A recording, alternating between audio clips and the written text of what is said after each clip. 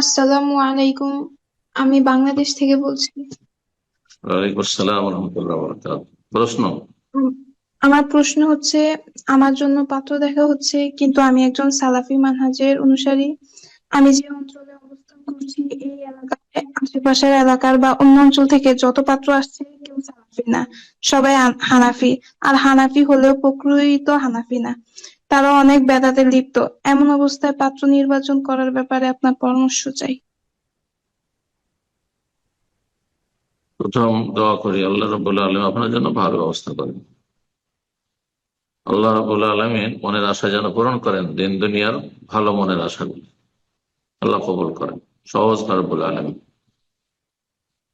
দ্বিতীয় বিষয় হচ্ছে যে শুধু যদি হানাফি হয় আর বড় শিরক কুফরিতে লিপ্ত না থাকে, তাহলে তাদের সাথে আত্মীয়তা প্রয়োজনে করা যাবে যখন পাওয়া যাবে। কারণ পুরোপুরি সব দিক থেকে ভালো মানুষ পাওয়া খুব কঠিন। আহ, পাত্র বাছাই করার ক্ষেত্রে অথবা পাত্রীর ক্ষেত্রে পাওয়া যাবে না।